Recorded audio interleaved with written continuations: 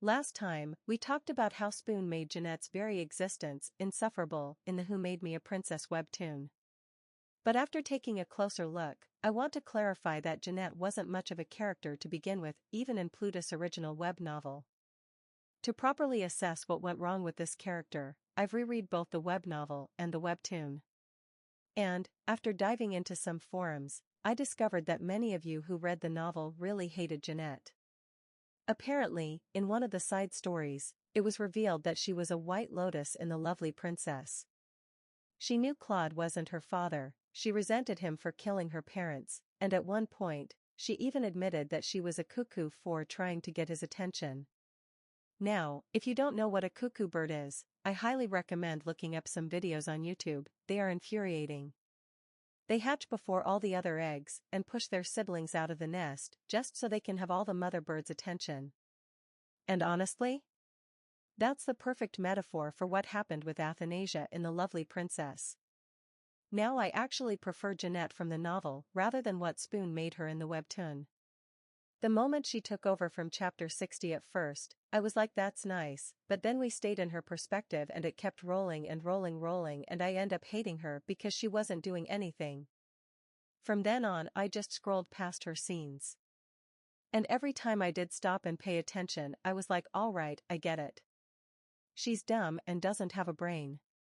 It would have been great if Spoon had expanded on this idea of her being a White Lotus, but aside from that one side story, there's really no substance to Jeanette in the novel.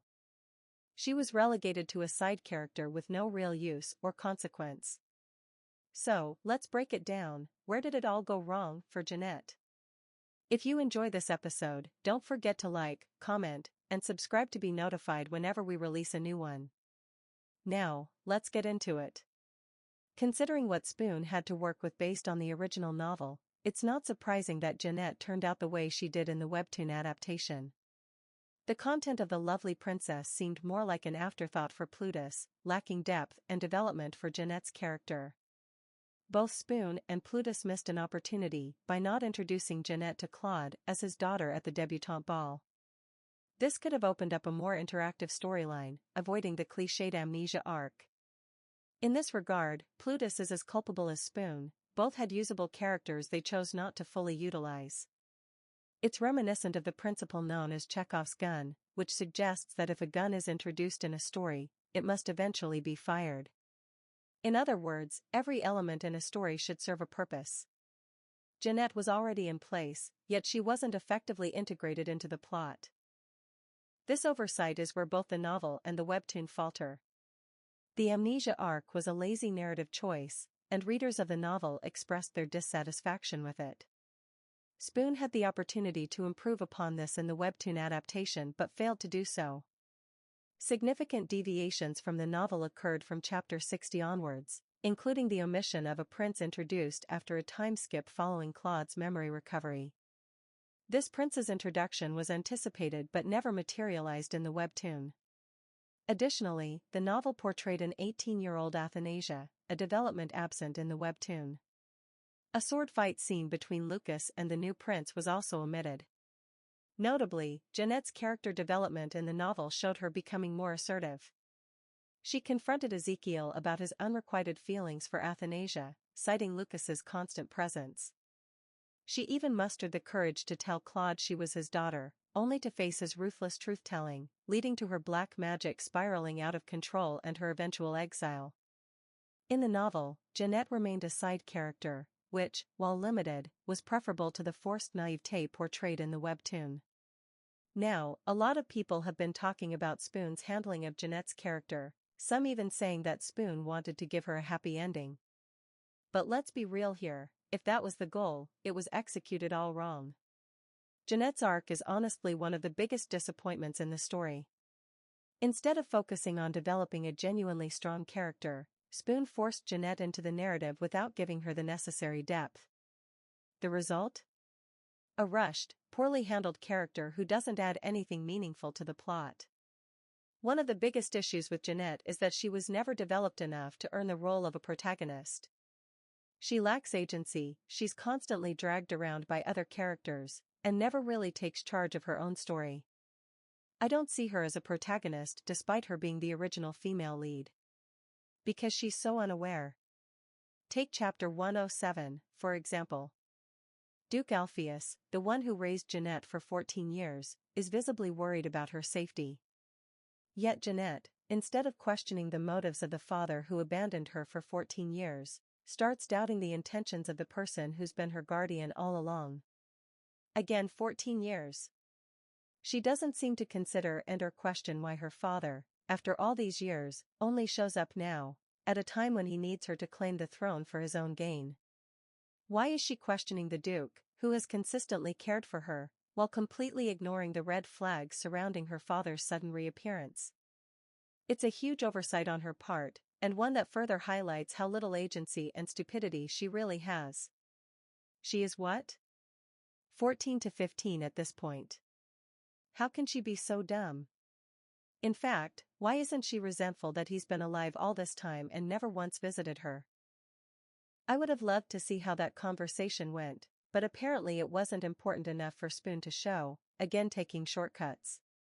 Anyway, when chapter 107, even when I gave her scenes a chance, they offered nothing new, just repeated how oblivious she was. Does she even have a brain? God, she's so irritating. She is supposed to be the original protagonist of the story. Why is she so unaware? Make it make sense. Am I supposed to believe that this girl was the protagonist of The Lovely Princess?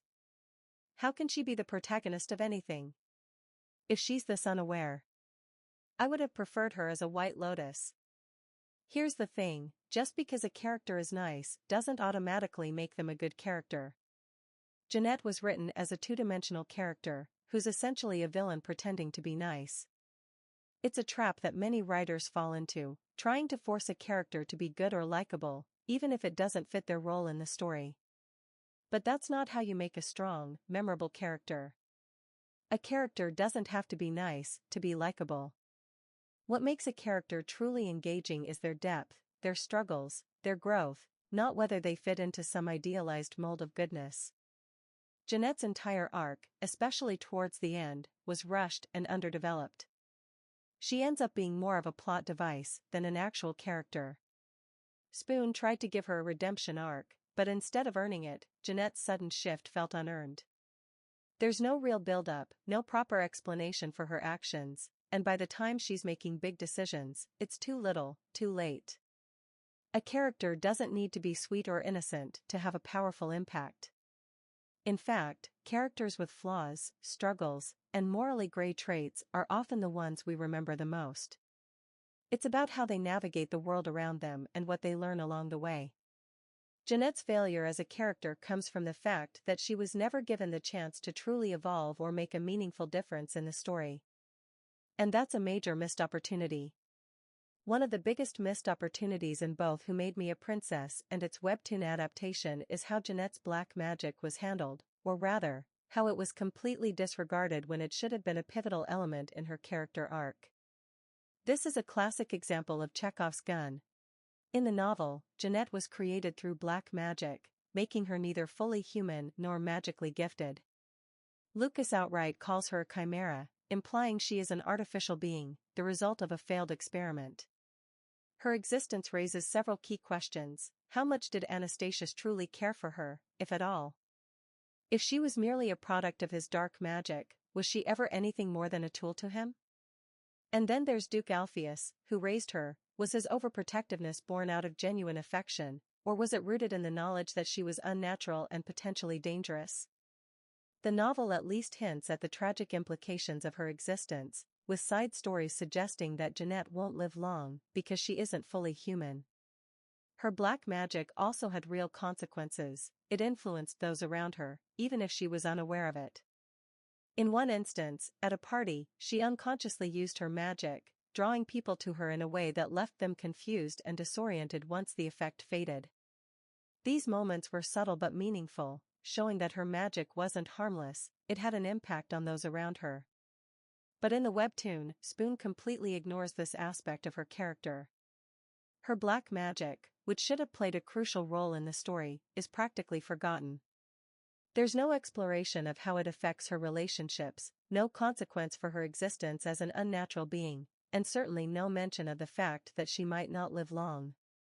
Instead of addressing this, Spoon sweeps it under the rug and focuses on making Jeanette as inoffensive and naive as possible, robbing her character of any depth or meaningful struggle. Had the webtoon properly addressed Jeanette's origins, it could have provided much-needed development for both her and the characters around her. Her father's sudden reappearance could have led to moments of self-doubt or even resentment. Why had he abandoned her for so long?